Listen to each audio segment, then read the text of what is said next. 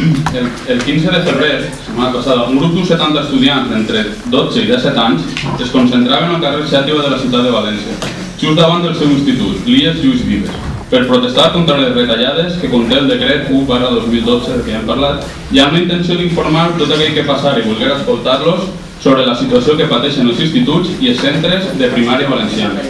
El dia 16, davant una nova convocatòria contra les retallades i per denunciar la brutalitat policial emprada el dia anterior i en defensa del company detingut, els joves tornen a eixir al carrer. Des de ben matí, un desplegament, fins i tot superior al del dia anterior, els esperava, i amb un comportament digne d'altres temps, de temps de dictadures. Els joves tornen a ser agredits de manera brutal per la Policia Nacional, diversos ferits i diversos detinguts.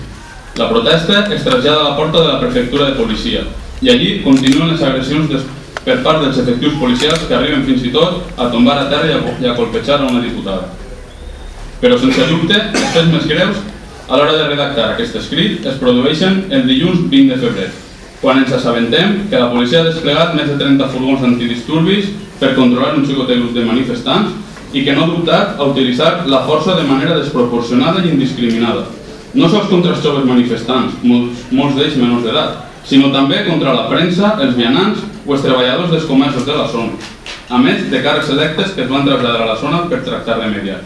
Els vídeos recollits al lloc dels fets són esborronadors i els pares dels xiquets agredits, arrastrats pels cabells, colpejats amb pobres durament i que han hagut de passar la nit a comissaria, alguns d'ells, han d'estar preguntant-se en quines mans estem. No podem consentir que l'esperit repressor d'altres temps, que tots volem deixar enrere, silencie a una joventut que és el futur d'aquest país. Una joventut que s'expressa lliurement i amb coneixement. I el més important, que es fa escoltar pacíficament. Per tot això que proposem que el ple de l'Ajuntament acorde rebutjar i condemnar l'actuació policial dels dies 15, 16, 17 i 20 de febrer a la ciutat de València contra els estudiants de l'IES Lluís Vives i aquells que donaven suport a les seves mobilitzacions. Segon punt, demanar la dimissió o en el seu terme el cessament de la delegada del govern, la senyora Paula Sánchez de León, com a responsable última dels fets ocorreguts, però també com a conseqüència de la seva incapacitat per resoldre sense incidents la situació generada per les protestes lícites dels estudiants de l'IES Lluís Vives. Tercer, comunicar el present acord al claustre, Junta de Delegats i AMPA de l'IES Lluís Vives de València. I quart, comunicar el present acord a la delegació del govern i al Ministeri de l'Interior. Bé, en la moció m'he explicat un poc el que ha passat. Pensem que és urgent perquè és necessari un canvi ràpid al front de la delegació del govern a València. Pensem que aquesta persona, la senyora Sánchez de León, no pot continuar ni un minut més ocupant el seu lloc, perquè